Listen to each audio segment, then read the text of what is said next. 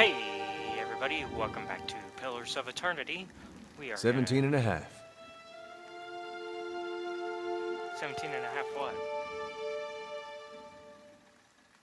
The smell of pipe smoke, at once earthy and sweet, winds its way into your nostrils. Your eyes trace the smoke to its origin, where you find a broad man with straw-colored hair leaning against a mossy rock wall, his pipe held to his lips with one meaty hand. He looks you directly in the eye, but the look is not aggressive. He regards you with a peculiar smile. 17 and a half. Well, it could be 18, depending on how you count the dwarf woman. I'm sorry? The dwarf woman. You were trying to figure out whether to count her as a full person. I think you oughta. What are you talking about? The people hanging from the tree. 18 of them. Well, last I counted, anyway.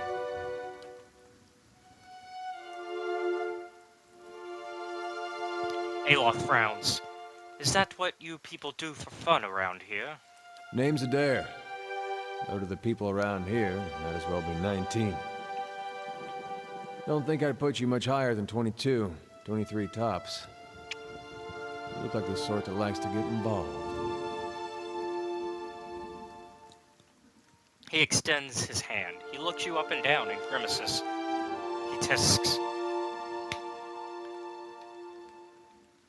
What makes you think I was interested in the dwarf woman?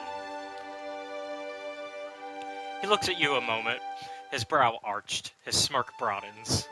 I was smoking over here, saw you staring at her. Twice I refilled my pipe. You never so much as blinked. Your mouth was so slack I took you for a Radric at first.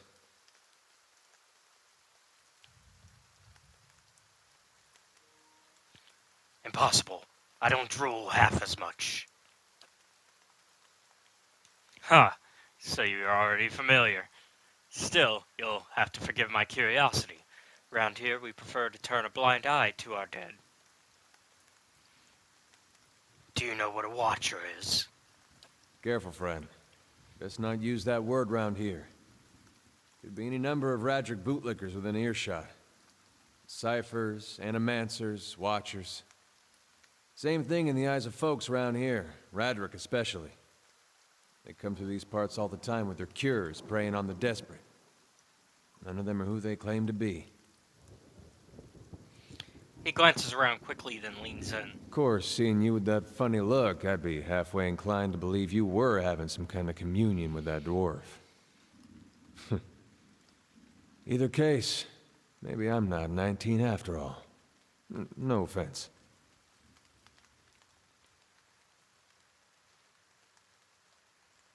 You think you're going to be hanged? The town's had it in for me for a long time now. Only fellow who ever stuck up for me, well, he's number 18 up there. My headman on the farm. Used to be my captain during the war. The war? Saints' War. Only one in my lifetime. Fellow decides he's in the living incarnations of Aethys. Overthrows Redcaras, marches on Deerwood. So we give him a Deerwoodian hello. What's a Deerwoodian hello? We blew him up. He smiles at this, but it is the smile of one recounting a joke for effect, rather than enjoyment. Who is Aethys? God of rebirth and redemption. Formerly, anyhow. Maybe they call him something different where you're from. Why was your headman hanged? Got involved. Radric sent men down here the other day. Said they had it on good authority someone in town was working with Kolsk, plotting Rodric's overthrow. Said if he didn't come forward right then and there, they'd hang every last one of us. No one was coming forward, so Swithin, that's my headman. He steps up and says it's him. They took him at his word. He sighs and shakes his head, his eyes fixed on the tree. Bound to happen sooner or later. If not for plotting against Roderick, then for protecting me. What does your town have against you? Pick the wrong god. That's what it comes down to. Used to be a lot of Aethys worshippers in Gilded Vale. That mess of rocks over there, that was a temple to him, to give you some idea. He shrugs. Then one day, somebody named Widewind shows up on Deerwood's doorstep. Says he's the living flesh of Aethys. Got an army with him. Suddenly, Aethys isn't so popular in these parts. My brother Woden and me, neither of us believed it. No way was that Aethys. He enlisted, then I did too. But, he didn't make it back. After the war, people took to punishing Aethys worshippers, accusing them of treason. Got real ugly, especially after the legacy started. Folks needed someone to blame. I was safe because I fought, but then this rumor starts that my brother, that he was on the wrong side. And I wasn't so safe anymore. Until my headman stepped in and said they'd have to hang him to get to me. Seems that's no longer a concern. Of course, the townies don't do the hanging these days, but when Radrick's men come, they got no problem doing the pointing. He looks up at the tree, his eyes trailing one of the swaying bodies. Aloth glances at you and lowers his voice. You can see why I was eager to leave. Who's Kolsk? Someone who got tired of all the hangings. He's on the run now. Probably will be till they catch him. If you're next to be hanged, what are you still doing here? He gives a half smile. Drinking, mostly. Point of fact, I'm on my way out. Just haven't figured where I'm going yet. Not a whole lot of places out there that don't think Waidwin's legacy started with Waidwin. We could travel together. Where are you headed? Someplace called Caed Nua. There's an old watcher there who might be able to help me. Seem to remember hearing something about that years ago. He tamed that place.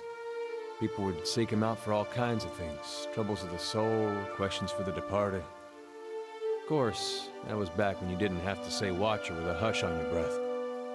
A man such as that, there'd be things I'd want to ask him. Don't know why I never thought of it before.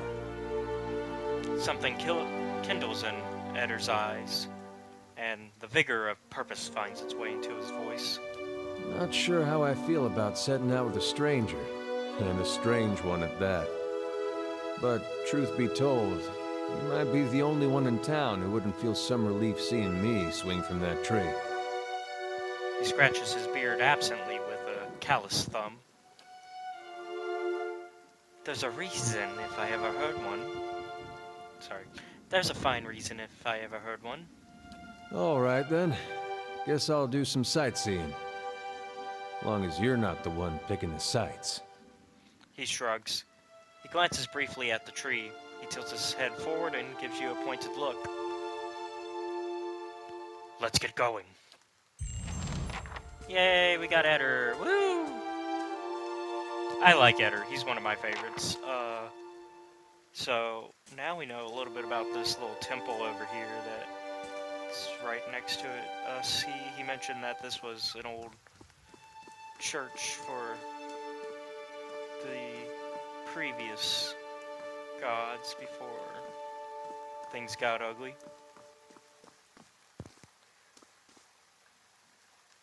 Let's go ahead and look at our journal.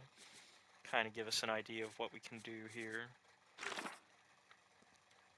So it seems the main goal is to get to Caed Nua, so we can find Merwald. We do have a side quest, which is just to bring Eddar to Merwald. So, let's go ahead and do that.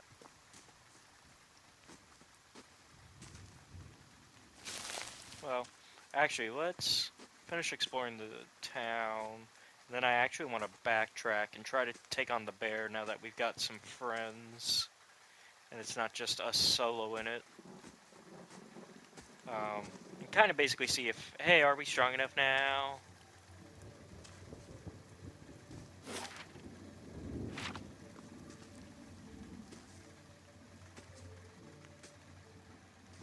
Because if we are, then might as well, right? Get a little bit of extra XP. Try to get our party boosted.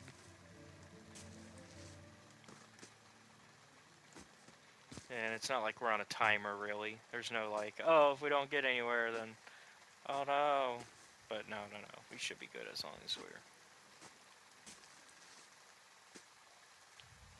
not doing anything too stupid in regards to how we're exploring the town. I'm trying to remember.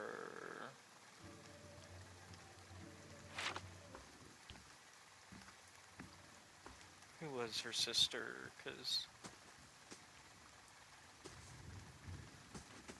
wasn't somebody's sister here? Kaliska's? I think so.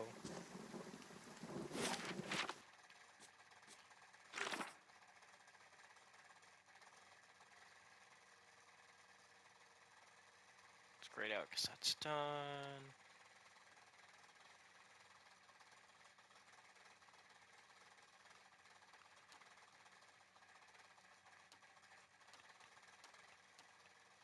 Okay, well, then.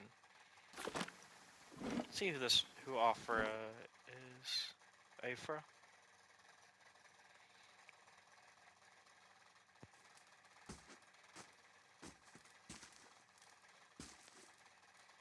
This worn, dog-eared book is titled Travels Upon the Sealed Glass Sea. There is an etched illustration of a vast-finned leviathan. Okay, so this is all stealing if we do that. That's why it has a little mask on it. Kitty! A dear wooden woman is standing in front of the fireplace, humming a quiet tune to herself, or perhaps to her unborn child, for she is clearly quite pregnant. She turns her head slightly as you enter. Hail, traveler. Well, finally, I was starting to think. The woman makes a startled noise when she turns around and sees you. Oh, I'm sorry, I was expecting someone else. She gives you a cautious smile. Can I help you? I just arrived in Gilded Vale. I thought I'd get to know the locals. Were you with one of the caravans? She looks at you hopefully. Master Odima's by chance? Oh no, yep. This is her. This is Casca's sister. I was, yes. I'm afraid the rest of the caravan was killed. Afra covers her mouth with a hand, eyes wide with horror. For a moment, she can manage nothing but a strangled, voiceless gasping, her eyes brimming with tears. I knew. I told her it was a dangerous path to take. Kaliska was always so certain she could take on any danger. Afra sniffs. Oh, my poor sister. I'm sorry, stranger. I can't believe she's gone. If only I hadn't called her here. If I hadn't written to her, she might still be alive somewhere. Afra's face crumples and a solitary tear slides down her cheeks.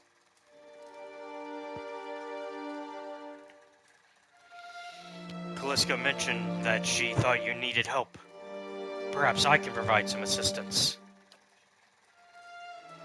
Afra looks at you with some surprise, before dabbing at her nose with the sleeve. That's kind of you to offer, but I don't know if I could impose this on you. It's not a small favor. Afra wipes at her eyes. I'm worried about the baby. About the legacy. I told Kaliska as much as I could, but all I know is that for a long time now, every child born in Gilded Vale has been soulless, empty.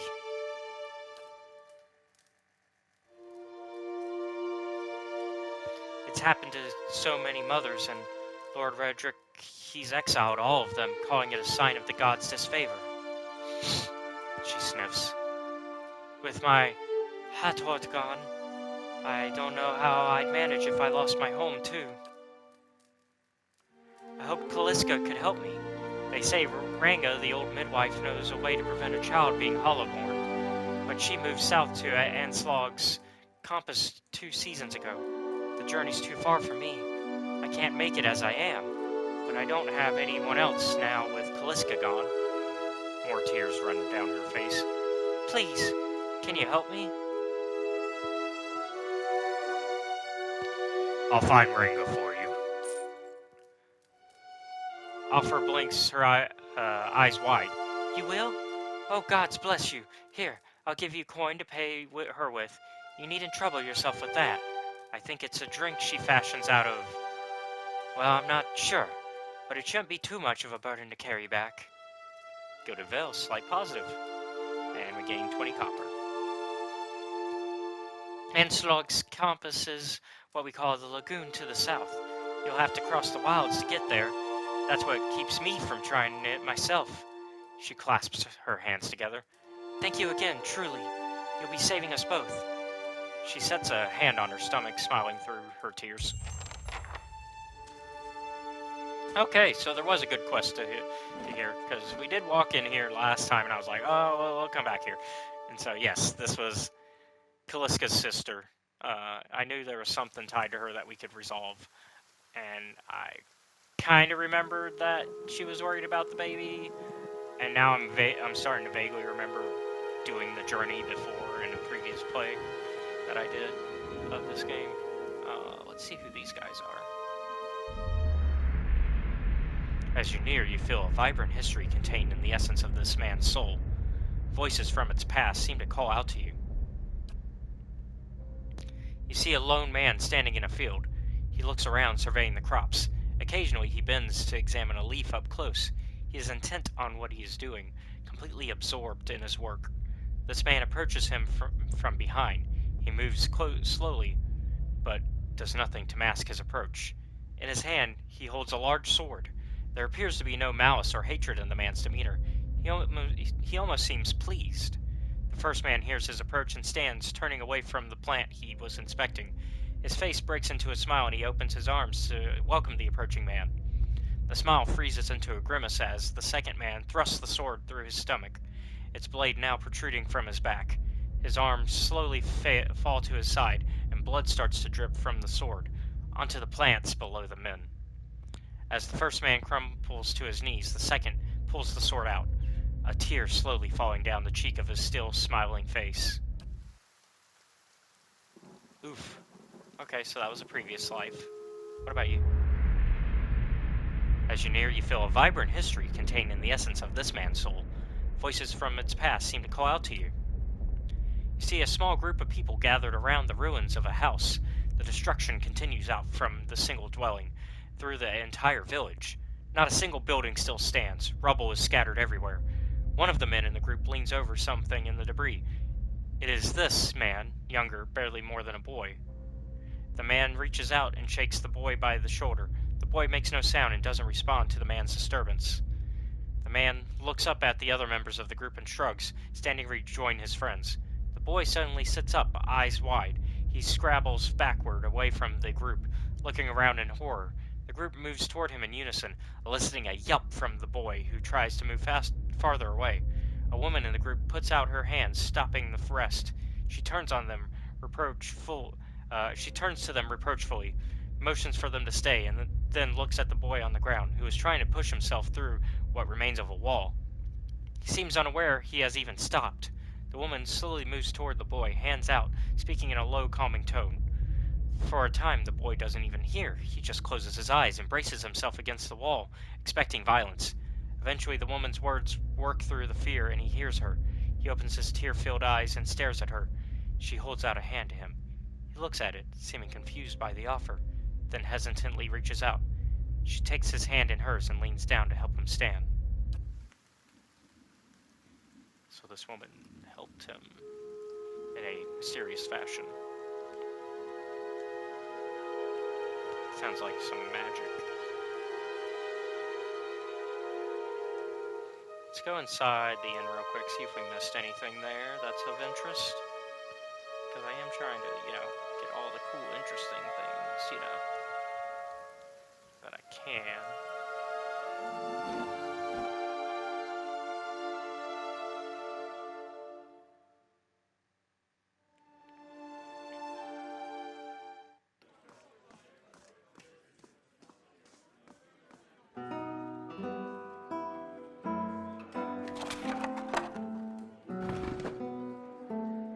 It's not stealing because it didn't have the little face mask. That's how you know.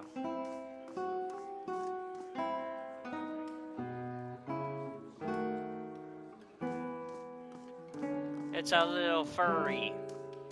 It's a furry man. The Orlands are like covered in fur.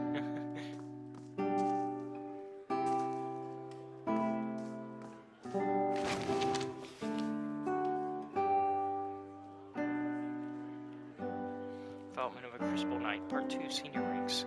Commander and Forge Master. Once a path is chosen, the knight's life is spent training in it. Okay, so this is lore. Grab them.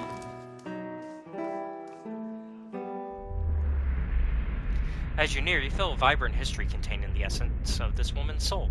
Voices from its past seem to call out to you. You see a woman emptying her satchel onto her bed, taking stock of her inventory. Potions, bandages, tinctures, and herbs are scattered throughout her room haphazardly. She bites her lip, head tilted to the side, considering. She begins to repack one item after the other, careful deliberation undercut by shaking hands. Each item has a clearly marked place, but no matter how she repacks it, she isn't satisfied. The shaking worsens as she empties it out once more, one hand held to her mouth. Tears eke from her eyes as she gives up all semblance of order and shoves everything she can in the satchel, grabbing it and running out of the bare house. Straightening her back, she walks to the docks, chin high, eyes hard and red. A gangly young elf offers her condolences, but she can't see him for the ocean ahead of her. She wanders the docks, offering her services as a doctor to any who will listen. Anyone heading out on high tide. Less than an hour later, she watches her childhood disappear in the distance, a tiny speck of an island, and tries not to jump.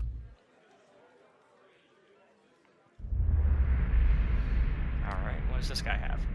You see a group of young men standing around a makeshift practice target. This man stands in the middle of them, explaining the construction and use of a bow.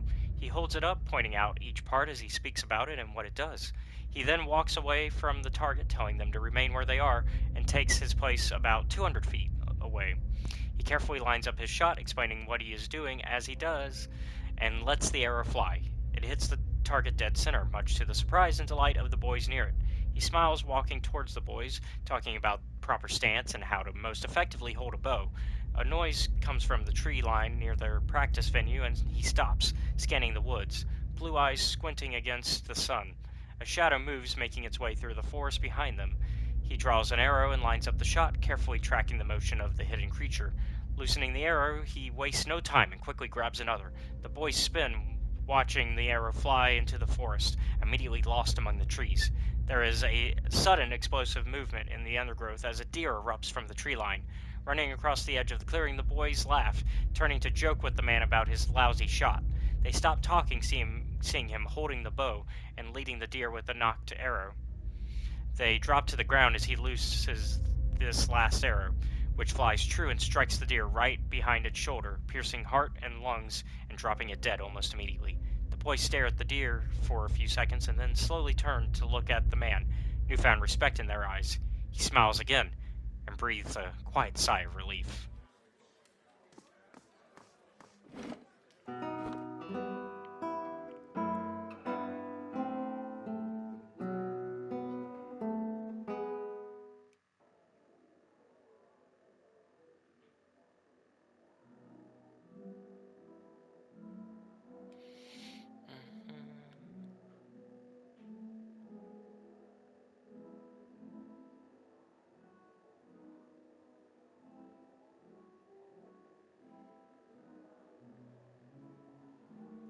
That's locked.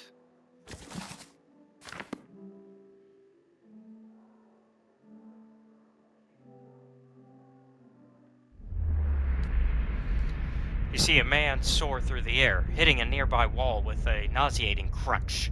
He doesn't get up. His attacker, a burly, clean-cut warrior with a carnivorous grin, turns and shoves his fist into the stomach of another assailant, removing another from the impromptu brawl. The bar is a whirlwind of elbows, knees, fists, and feet, with no end in sight, and he is in his element. In the corner, three smaller men speak quietly, throwing malicious glances at the larger man in the center. He breaks a chair over a tattooed head, cackling. The trio position themselves in three parts of the room, and with a terse nod, they charge. Unfortunately for them, the man sees them coming. Something in his eyes burns brightly, and all three slump to the ground in agony. That's all in their minds. The burly man bows to a room of the unconscious and incapacitated before sauntering out, off-key whistle trailing behind him. Oh. So this man just loves to get into brawls. You see an emaciated boy in chains, black holes for eyes, staring sightlessly at a wall. A man in a dark coat walks in, a scroll and an oddly shaped quill in his hand. The boy glances at him, expressionless, a corpse waiting for animation. The man clucks at him, disapproval clear in his tone. The boy stands, limbs hanging. The man takes the quill and begins to write on the boy's chest, copying sharp, angular symbols from the scroll. The child doesn't flinch as the quill digs into his skin, drawing blood as it goes. The wizard finishes with a flourish and barks some arcane command, setting the symbols to glow dully. The boy cries out, knees hitting the stone hard, his chest burning black and red.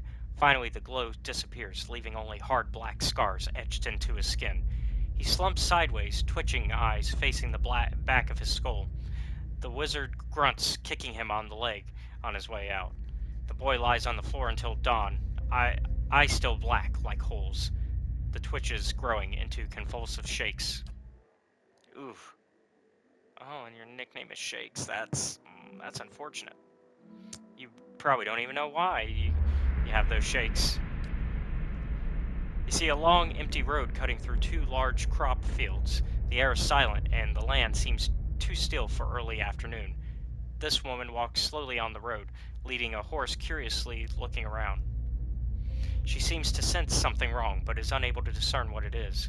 She stops, sniffing at the air, her nose high, her brow crinkles, and she casts about, looking for something. The air is clear, no clouds. She sniffs again, still looking around, confusion clouding her face, mouthing a single word.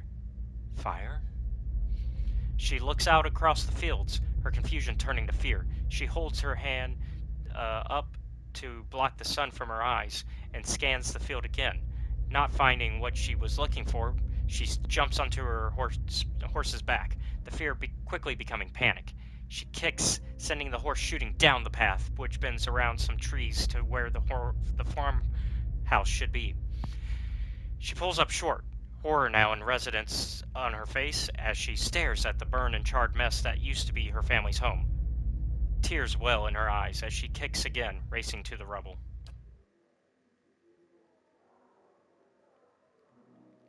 Keeping an eye out.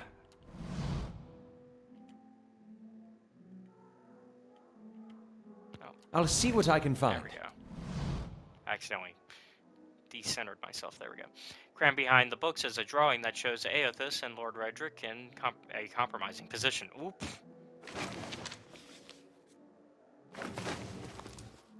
Naughty, naughty. Considering that Aothus is no longer the legal god to be worshipping around here.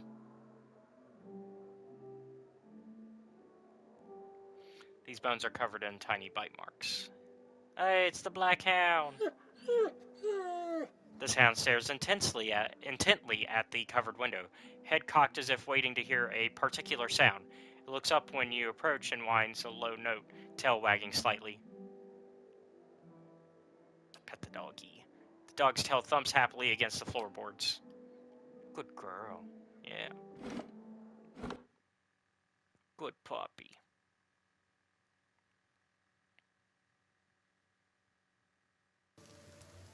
Alright. Unfortunately, we did a lot of lore searching this episode instead of what we were supposed to be doing, which was leaving the area. So we are actually at a time, and we still haven't even left here. But I hope y'all are enjoying the world building as much as I am. Like, that's why I'm literally just allowing myself to talk to everybody, because there's just so much to find in this one town. Like, and technically, like, we could go into the temple. We can also attempt to go into the temple as well. We're not. I don't think we're gonna. I'm gonna hold off on that for a little bit, because it's a mega dungeon, or it's a dungeon of some. I don't know if it's a mega dungeon, but it is a dungeon. So like, that's a whole nother section of this town that you can, of like Gilded Vale, that you can go to and like explore.